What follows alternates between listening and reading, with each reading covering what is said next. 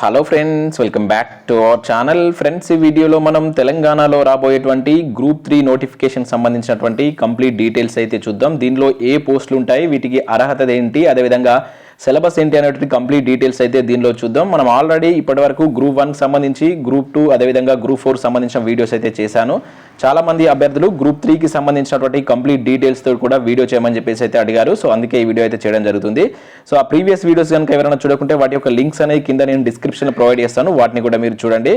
So ఈ video చూసిన ప్రతి ఒక్కరు ఖచ్చితంగా లైక్ చేయండి. మీకు యూజ్ అయ్యే ప్రతి ఇన్ఫర్మేషన్ మన ఛానల్ ద్వారా అందించడం జరుగుతుంది. సో ముందు వీటికి సంబంధించినటువంటి క్లాసెస్ కూడా మీకు అందించడం జరుగుతుంది.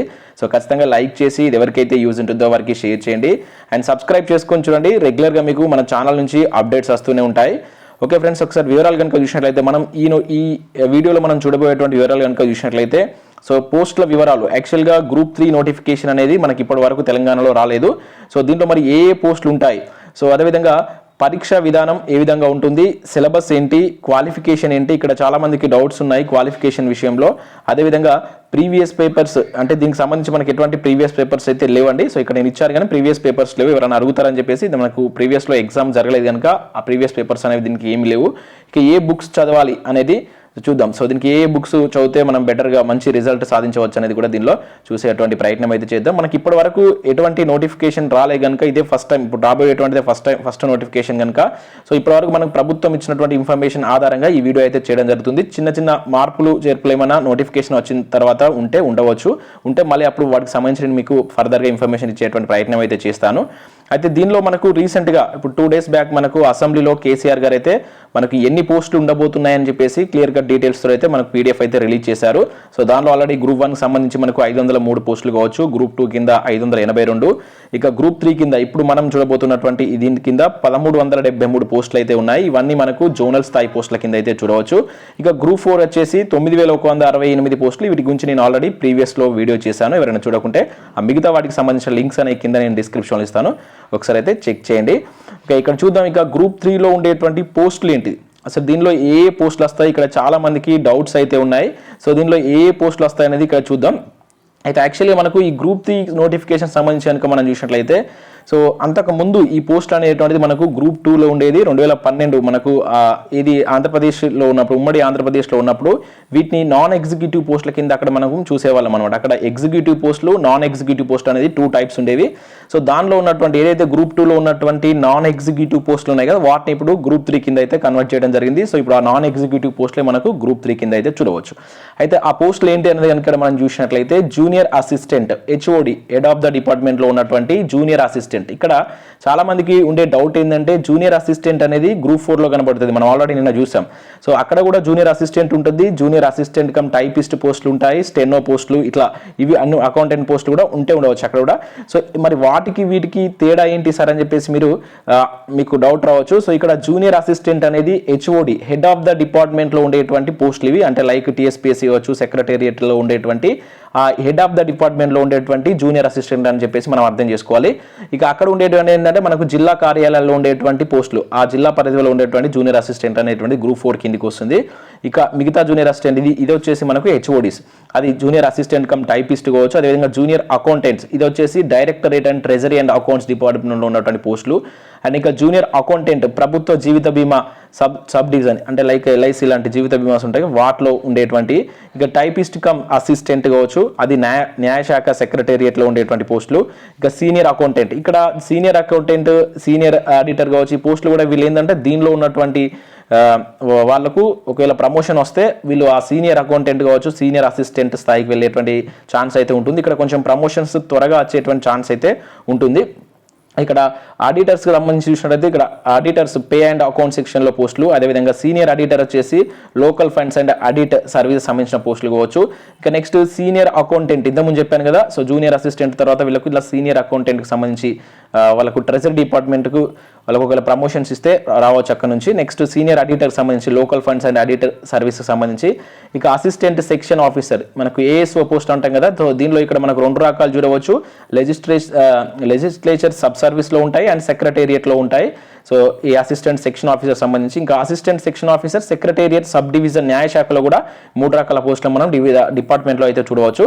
ఇక టైపిస్ట్ కమ్ అసిస్టెంట్ ఇది కూడా లెజిస్ట్రేచర్ సబ్ డివిజన్ సంబంధించి, అదేవిధంగా టైపిస్ట్ కమ్ అసిస్టెంట్ ఆర్థిక శాఖకు సంబంధించి, అదేవిధంగా assistant auditor pay and accountant దానికి సంబంధించిన దానిలో సో ఈ ఆడిటర్కి సంబంధించిన పోస్టులు. సో ఇవి మనకు దానిలో ఉండేటువంటి పోస్టుల వివరాలు. సో ఇక్కడ చాలా మందికి ఉన్న డౌట్ ఏంటంటే మరి క్వాలిఫికేషన్ ఏంటి వీటికి సంబంధించి అని చెప్పేసి డౌట్ వస్తుంది. సో కంపల్సరీ డిగ్రీ అనేది ఉండాలి. అయితే డిగ్రీతో పాటుగా ప్రతి పోస్టుకు సంబంధించి సార్ టైప్స్ మనకి ఇక్కడ అకౌంటెంట్ పోస్టులు కావచ్చు, టైపిస్ట్ పోస్టులు అడుగుతున్నాడు కదా, వీటికి టైప్ సర్టిఫికేట్ ఉండన్నా అని చెప్పేసి అయితే అడుగుతున్నారు. అయితే ఇక్కడ ఖచ్చితంగా మనకు టైపింగ్ అడుగుతున్నటువంటి పోస్టుకు సంబంధించి మనం అప్లై చేయాలనుకుంటే దానికి ఆ సర్టిఫికేట్ అనేది ఉండాలి. అయితే ఇక్కడ జూనియర్ అసిస్టెంట్ లెవెల్ పోస్టులకు మనకు డిగ్రీతో అప్లై చేసుకోవచ్చు, ఎటువంటి టైప్ సర్టిఫికేట్ అయితే అవసరం లేదు. అయితే ఒకవేళ అడిగితే కంప్యూటర్ నాలెడ్జ్ ఏమన్నా అడగవచ్చు, అది మనకు నోటిఫికేషన్ వచ్చిన తర్వాత క్లారిటీగా ఇన్ఫర్మేషన్ అయితే ఉంటుంది. సో ఇప్పటివరకు అయితే మనకు టైపిస్ట్ కావచ్చు, మీరు ఇంకా జూనియర్ స్టెనో కావచ్చు, ఈ స్టెనోగ్రాఫ్ కావచ్చు, ఇంకా అకౌంటెంట్, ఈ అకౌంటెంట్ పోస్టులకు సంబంధించి డిగ్రీతో పాటుగా మీకు సంబంధిత విభాగంలో మీకు అకౌంట్స్ లైక్ బీకామ్ చేసిన వాళ్ళకు ఛాన్స్ అయితే ఎక్కువగా ఉంటుంది. ఇక అకౌంటెంట్కి సంబంధించి ఇప్పుడు టైపిస్ట్కి సంబంధించి మీకు స్టెనో కావచ్చు, అదేవిధంగా హయ్యర్ ఈ సర్టిఫికేట్స్ అనేది మనకు తెలంగాణ గవర్నమెంట్ కండక్ట్ చేసేటువంటి ఆ ఎగ్జామ్లో మీరు రాసి ఆ సర్టిఫికేట్ మీకు ఉన్నట్లయితే ఆ పోస్టులకు అప్లై చేసుకోవచ్చు. దీనిలో మామూలు డిగ్రీ తోటి ఉంటాయి, టైపిస్ట్ కమ్ డిగ్రీ తోటి కూడా ఉండే పోస్టులు కూడా ఉంటాయి. ఆ విధంగా మీకు నోటిఫికేషన్ అయితే వస్తుంది, మాక్సిమం అట్లనే ఉంటుంది. సో ఇంట్రెస్టెడ్ క్యాండిడేట్స్ ఇప్పుడు మనకు ఆల్రెడీ టీఎస్పీఎస్సీ నుంచి తెలంగాణ గవర్నమెంట్ నుంచి టైపిస్ట్కి సంబంధించి హయ్యర్ లోయర్ గ్రేడ్కి సంబంధించినటువంటి నోటిఫికేషన్ 2 days బ్యాక్ రిలీజ్ చేశారు. అప్లై చేసుకొని రాయండి. సో మీకు అది జూన్ ఆర్ జూలైలో వాటికి సంబంధించిన ఎగ్జామ్స్ ఉన్నాయి. మీకు ఇప్పుడు కాకుండా నెక్స్ట్ టైం మన వాళ్ళు యూజ్ అయ్యేటువంటి ఛాన్స్ ఉంటుంది కనుక ప్రతి ఒక్కరు అప్లై చేయండి. సో మనకు అది ఇది గ్రూప్ 4 క్యాడర్లో కూడా వాటితో కొన్ని పోస్టులు ఉన్నాయి కనుక మీకు 100% యూస్ఫుల్ ఉంటుంది కనుక సో వాటికి ఒకసారి అప్లై చేసే ప్రయత్నం చేయండి. సో ఇవి మనకు పోస్టుల వివరాలు. నెక్స్ట్ వీటి యొక్క సిలబస్ అనేది ఏ విధంగా ఉందని చూద్దాం. మీకు తెలుగులో ఎక్స్ప్లెయిన్ చేస్తాను ఏ సబ్జెక్ట్ అసలు యాక్చువల్గా వీటి యొక్క ప్రిపరేషన్ అంటే సెలక్షన్ విధానం ఎట్లా ఉంటుందనేది చూద్దాం. సో వీటి యొక్క సిలబస్ కనుక వీటి యొక్క పరీక్ష విధానం కనుక మనం చూసినట్లయితే మొత్తం 3 పేపర్లు ఉంటాయి. ఒక్కొక్క పేపర్లో 150 మార్కులు అనేది ఉంటాయి. సో టోటల్గా 450 మార్క్స్కి ఎగ్జామ్ అయితే కండక్ట్ చేసి తర్వాత ఏవైతే పోస్టులకు టైపిస్ట్ అడుగుతున్నారో వాటికి స్కిల్ టెస్ట్ ఉండేటువంటి ఛాన్స్ ఉంటుంది. మిగతావి అన్ని ఎటువంటి ఇంటర్వ్యూ అనేది లేకుండా డైరెక్ట్గా మీకు వచ్చినటువంటి మెరిట్ ఆధారంగా వీటి యొక్క సెలక్షన్ ప్రాసెస్ అనేది ఉంటుంది. అంటే టైపిస్టిక్ లాంటి వాటికి కంపల్సరీ మీకు స్కిల్ టెస్ట్లు, కంప్యూటర్ ప్రొఫిషియన్సీ టెస్ట్లు అనేది కండక్ట్ చేస్తారు, అది 100% ఉంటుంది. సో మిగతా జూనియర్ అసిస్టెంట్ పోస్టులకు సంబంధించి కనుక చూసినట్లయితే డైరెక్ట్గా మీకు వచ్చే మెరిట్ ఆధారంగా ఇచ్చేటువంటి ఛాన్స్ అయితే ఉంటుంది. ఇక్కడ 450 మార్క్స్కు మనకు 3 పేపర్ల రూపంలో ఈ ఎగ్జామ్ అయితే కండక్ట్ చేస్తారు. సో ప్రతి పేపర్లో 150 మార్కులు ఉంటాయి. 2.5 hours టైం అయితే ఉంటుంది. 150 క్వశ్చన్స్ అయితే ఇవ్వడం జరుగుతుంది. ఇక్కడ మీరు చూడవచ్చు ఫస్ట్ పేపర్ 1 కనుక చూసినట్లయితే జనరల్ స్టడీస్. సో ఇక్కడ జనరల్ స్టడీస్ సంబంధించి 150 క్వశ్చన్స్, 150 మార్కులు, 2.5 hours ఉంటుంది. ఇక నెక్స్ట్ కనుక మీరు చూసినట్లయితే చరిత్ర, రాజకీయ వ్యవస్థ, సమాజం. సో మనకి ఇక్కడ ఇండియన్ హిస్టరీ కావచ్చు, తెలంగాణ హిస్టరీకి సంబంధించి, అదేవిధంగా పాలిటీకి సంబంధించి, అదేవిధంగా సోషియాలజీకి సంబంధించినటువంటి 3 సబ్జెక్టు మీరు ఇక్కడ చూడవచ్చు. సో ఇక్కడ హిస్టరీ అంటే మళ్ళీ ఇక్కడ 3 types ఆఫ్ మనకు కనబడుతుంది. తెలంగాణ సామాజిక సాంస్కృతిక హిస్టరీ అంటే తెలంగాణ హిస్టరీ, అదేవిధంగా తెలంగాణ రాష్ట్ర ఆవిర్భావం. సో వీటికి సంబంధించి చూసుకోవాల్సి ఉంటుంది. ఇక భారత రాజ్యాంగం, అదేవిధంగా రాజకీయాలపై అవగాహన అని చెప్పేసి మనకి ఇక్కడ ఇవ్వడం జరిగింది. ఇక నెక్స్ట్ సామాజిక ఇది 3rd పేపర్ సోషాలకు సంబంధించి. సో సామాజిక నిర్మితి, అదేవిధంగా అంశాలు, ప్రభుత్వ విధానాలకు సంబంధించి ఈ 3 ఒక్కొక్క టాపిక్ నుంచి సో 3x50 చొప్పున 150 క్వశ్చన్స్, 150 మార్క్స్ అయితే ఉంటాయని చెప్పేసి మనకి ఇది అఫీషియల్గా మనకు టీఎస్పీఎస్సీ రిలీజ్ చేసినటువంటి సిలబస్ షీట్. ఇది మీకు టీఎస్పీఎస్సీ వెబ్సైట్లో ఉంటుంది. నేను ఈ పీడిఎఫ్ కూడా కింద డిస్క్రిప్షన్లో ఇస్తాను, మీరు డౌన్లోడ్ చేసుకోండి. ఇక పేపర్ 3కి సంబంధించి దీనిలో కనుక చూసినట్లయితే కంప్లీట్గా మనకు ఎకానమీ ఉంటుంది, ఆర్థిక వ్యవస్థ, దాని యొక్క అభివృద్ధి, ఆర్థిక వ్యవస్థ అంశాలు కావచ్చు, సవాళ్ళు, అదేవిధంగా తెలంగాణ ఆర్థిక వ్యవస్థ అభివృద్ధి మార్పులు, తదితర అంశాలు. సో ఇవి కూడా 150 అంటే 3x50 150 క్వశ్చన్స్. ఒక్కొక్క విభాగం నుంచి 50 మార్క్స్ చొప్పున 150 మార్క్స్ ఉంటుంది. ఇది టోటల్గా మనకు 3 పేపర్స్. దీనిలో మళ్ళీ సబ్ టాపిక్స్. ఫర్ ఎగ్జాంపుల్ ఇక్కడ పేపర్ 1 సంబంధించి నేను ఇంగ్లీష్లో ఉంది, యాక్చువల్గా అది తెలుగులో మనకు రాలేదు ఈ పీడిఎఫ్లో, అది చూస్తాను లాస్ట్లో. పేపర్ 2కి సంబంధించి మీరు ఇక్కడ ఏ టాపిక్స్ చదవాలి. సో ఇక్కడ మేజర్గా మనం గ్రూప్ 2 గ్రూప్ 3కి కనుక సిలబస్ విషయంలో కనుక తేడా చూసినట్లయితే మీకు పెద్దగా తేడా ఏం కనబడదు. అక్కడ 4 పేపర్లు ఉంటాయి, ఇక్కడ 3 పేపర్లు ఉంటాయి. ఏదైతే మనకు గ్రూప్ 2లో ఉన్నటువంటి 4th పేపర్ ఏదైతే తెలంగాణ రాష్ట్ర ఆవిర్భావం ఉంది కదా, ఆ పేపర్ తీసుకొచ్చి మనకి ఇక్కడ పేపర్ 2లో ఒక పార్ట్ కింద 50 మార్కుల పార్ట్ కింద అయితే ఇక్కడ యాడ్ చేయడం జరిగింది, దీనిలో ఒక వన్ ఆఫ్ ద పార్ట్గా. సో మిగతాదంతా యాజ్ ఇట్ ఈస్గా మనకు సిలబస్ కనబడుతుంది. సో పెద్దగా మార్కులు అయితే ఏముండవు మీకు, అంటే లైక్ మీరు గ్రూప్ 2కి ప్రిపేర్ అయినా గ్రూప్ 3కి సంబంధించి కూడా సేమ్ మీరు ఎగ్జామ్ రాసుకునే విధంగానే ఈ సిలబస్ అయితే మనకు కనబడుతుంది. సో ఇక్కడ మనం చూడవచ్చు.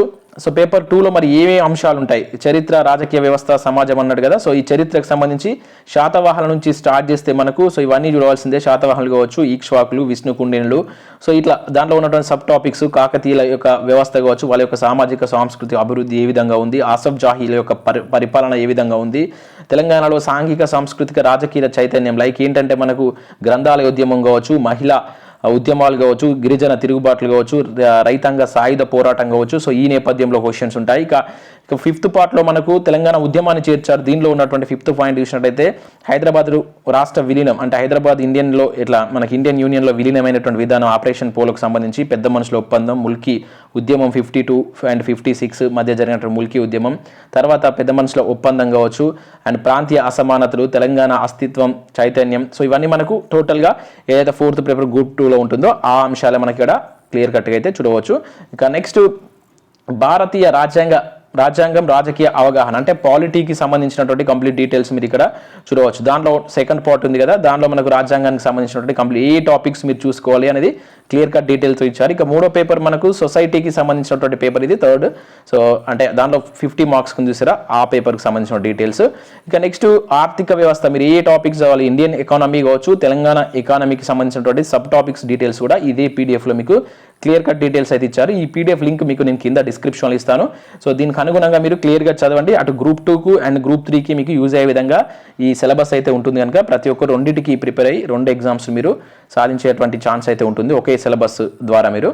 సో నెక్స్ట్ వీటికి సంబంధించి మరి ఏ బుక్స్ ప్రిఫర్ చేయాలి, ఏ బుక్స్ మనకి ఇప్పుడు మార్కెట్లో ప్రైవేట్ ఆథర్స్ కావచ్చు, అకాడమిక్ సంబంధించిన బుక్స్ ఏమున్నాయనేది ఒకసారి చూద్దాం. సో బుక్స్ చూసే ముందు ఇది ఇంగ్లీష్ మీడియం వాళ్ళకు, సో ఇది ఇంగ్లీష్లో ఉన్నటువంటి పీడిఎఫ్, ఇది కూడా కింద డిస్క్రిప్షన్లో ఇస్తాను. నేను దాంట్లో మీకు పేపర్ 1 గురించి చెప్పలే కదా.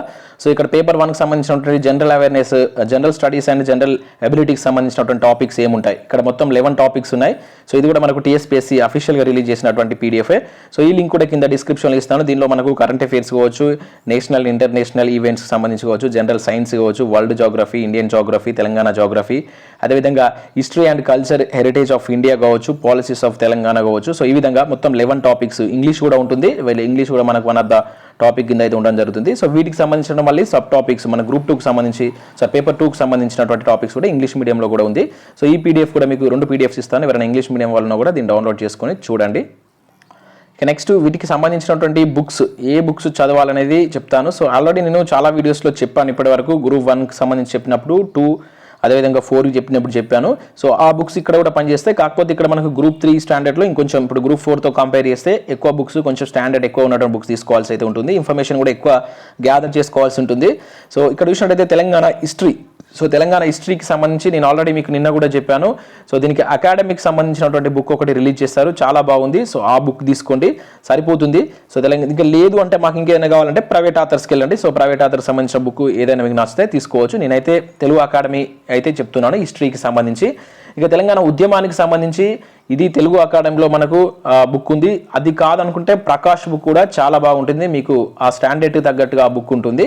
సో అకాడమిక్ ఫస్ట్ ప్రిఫరెన్స్, దాంతో పాటుగా ప్రకాష్ బుక్ కూడా తీసుకోండి. లేదు మేము ఇంకా ప్రైవేట్ ఆథర్స్లోకి వెళ్తాం, ఇంకా చూస్తాం బుక్ ఏదైనా చూద్దాం అనుకుంటే, సో ఆల్రెడీ మనకు ఎగ్జిస్ట్ అయిన బుక్స్ కొన్ని ఉన్నాయి, పిఎన్ఆర్ పబ్లికేషన్స్ కావచ్చు, అదేవిధంగా రఘు దేపక కావచ్చు. సో వీళ్ళ బుక్స్ కొన్ని ఉన్నాయి. సో వాటిని కూడా మీరు ఒకసారి చూసి మీకు నచ్చితే వాటిని కూడా సెలెక్ట్ చేసుకోవచ్చు. సో లేకుంటే మీకు ఇంకా డెప్త్ అంటే ఈ 3-4 బుక్స్ తీసుకోవడం అవసరం అంటే అకాడమీని ప్రకాష్ మాత్రం తీసుకోండి, మీకు మంచి ఇన్ఫర్మేషన్ దొరుకుతుంది. అన్ని బుక్స్ తీసుకొని మీరు కామన్ నోట్స్ చేసుకుంటే ఇంకా బెటర్. సో మీకు ఎక్కడ, ఎందుకంటే ఉద్యమంలో మనకు ఒక్కొక్క బుక్లో ఉన్నటువంటి ఇన్ఫర్మేషన్ ఇంకో బుక్లో ఉండట్లేదు, డేట్స్ విషయంలో కొంచెం తేడాలు వస్తున్నాయి, అంటే క్లారిటీ అనేటువంటిది లేదు. సో అందుకనే నేను 2-3 బుక్స్ చెప్తున్నాను. ఇప్పటివరకు మనకు అన్ని ఒకటే బుక్లో అన్ని ఉన్నటువంటి ఇన్ఫర్మేషన్ అంత ఉన్నటువంటి బుక్స్ జనరల్గా లేదు మనకు మార్కెట్లో, అందుకనే 2 లేదా 3 బుక్స్ను ప్రిఫర్ చేస్తున్నాను. సో అట్లా మీరు తీసుకోండి. ఇక తెలంగాణ జాగ్రఫీ అంటే మనకు ఫస్ట్ పేపర్లో ఉంది కదా 33 జిల్లాలకు సంబంధించి, ఈ జాగ్రఫీకి సంబంధించి మీరు రఘుదేపక సార్ బుక్ ఉంది, అదేవిధంగా విన్నర్స్ పబ్లికేషన్ నిన్న కూడా చెప్పాను, ఈ రెండిట్లో ఏదైనా ఒక బుక్ తీసుకోండి, బాగుంది ఇన్ఫర్మేషన్. ఇక ఇండియన్ పాలిటీకి సంబంధించి మీరు చూసినట్లయితే సో దానిలో మనకు మీకు లక్ష్మీకాంత్ సార్ బుక్ అయినా పర్లేదు, అది గ్రూప్ 1 లెవెల్లో పనిచేస్తే, లేదంటే కృష్ణారెడ్డి సార్ బుక్ తీసుకోండి. ఈ 2 బుక్లలో మీరు ఏది తీసుకున్నా కూడా చాలా బాగుంటుంది. ఇక ఇండియన్ హిస్టరీకి సంబంధించి మీరు చూసినట్లయితే నేనైతే సినాఎస్ఆర్ బుక్ని రెఫర్ చేస్తాను. లేదు అనుకుంటే ఇంకొక 2 బుక్స్ మనకు ఆల్టర్నేటివ్గా కనబడతాయి. ఒకటి వచ్చేసి కరీం సార్ బుక్ కావచ్చు, సయ్యద్ సార్ బుక్ కావచ్చు. సో నేనైతే సినాఎస్ఆర్ది అది ఎన్సీఆర్టీ బుక్స్ ఆధారంగా చేస్తారు. చాలా మంచి ఇన్ఫర్మేషన్ ఉంది, మీరు అది తీసుకోవచ్చు. అది నా ఒపీనియన్. మీకు నచ్చితే ముడిట్లో ఏదైనా ఒకటి తీసుకోండి. ఇక ఇండియన్ ఎకానమీకి సంబంధించి చిరంజీవి సార్ బుక్ తీసుకోండి, చాలా బాగుంటుంది. లేదు మీకు ఇంకేమైనా ప్రైవేట్ ఆథర్ నచ్చితే తీసుకోవచ్చు. కాకపోతే ఇదైతే స్టాండర్డ్ బుక్, చాలా ఎక్సలెంట్గా ఉంటుంది బుక్, మీరు దాన్ని 100% తీసుకోవచ్చు. ఇక సోషాలజీకి సంబంధించి చూసినట్లయితే సో దీనికి సంబంధించి మనకు కంప్లీట్గా అకాడమీ వాళ్ళు ఒక బుక్ రిలీజ్ చేశారు, చాలా బాగుంది. లేదు అంటే విన్నర్స్ పబ్లికేషన్లో కూడా ఒక బుక్ వచ్చింది, అది కూడా బాగుంది. సో మీరు బెటర్ టు గో అకాడమీలో నెంబర్ 1గా బుక్ అయితే రావడం జరిగింది. సో దాన్ని మీరు తీసుకోవచ్చు. సో ఇది ఇక జనరల్ స్టడీస్కి సంబంధించి మీరు మనకి ఏది సైన్స్ అండ్ టెక్నాలజీకి సంబంధించి మనకు మోహన్ సార్ బుక్ ఉంటుంది, విన్నర్స్ పబ్లికేషన్ అనుకుంటాం మేబీ. సో ఆ పబ్లికేషన్ అంత ఐడియా లేదని మోహన్ సార్ దాని యొక్క రైటర్. సో ఆ బుక్ మీరు జనరల్ స్టడీకి సంబంధించి తీసుకోవచ్చు. మీకు గ్రూప్ పేపర్ 1కి సంబంధించి మ్యాక్సిమం అన్ని టాపిక్స్ దానిలో కవర్ అవుతాయి. సో ఇది మనకు బుక్స్కి సంబంధించినటువంటి లిస్టు. మీకు ఇంకా ఏదైనా డౌట్స్ ఉంటే నన్ను కింద కామెంట్ సెక్షన్లో అడగండి, వాటికి రిప్లై ఇచ్చేటువంటి ప్రయత్నం అయితే చేస్తాను. సో దీనిలో ఏదైనా చిన్న మార్పులు అలాంటివి ఉంటే ఉండవచ్చు, ఎందుకంటే మనకి ఇప్పటివరకు గ్రూప్ 3 నోటిఫికేషన్ అనేది రాలేదు. అంటే ఇదే ఫస్ట్ టైం రాబోతుంది కనుక చిన్న తేడాలు ఉంటే ఉండవచ్చు. మ్యాక్సిమం పెద్దగా తేడాలు అయితే ఉండకపోవచ్చు, అంటే పెద్ద మార్పులు చేసేటువంటి ఛాన్స్ అయితే ఉండదు. సో ఇది మనకు గ్రూప్ 3 నోటిఫికేషన్ సంబంధించినటువంటి complete details. So compulsory video like చేసి షేర్ చేయండి. ఇంకా మీరు ఏ ఉద్యోగాలకు సంబంధించినటువంటి వివరాలు తెలుసుకోవాలనుకుంటున్నారు అనేది కూడా నాకు కింద కామెంట్ సెక్షన్లో తెలియజేయండి.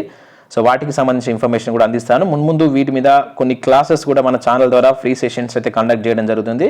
సో కంపల్సరీ సబ్స్క్రైబ్ చేసుకొని రెగ్యులర్గా మీకు ఇటువంటి అప్డేట్స్ అయితే వస్తుంటాయి. Thanks for watching. Thank you.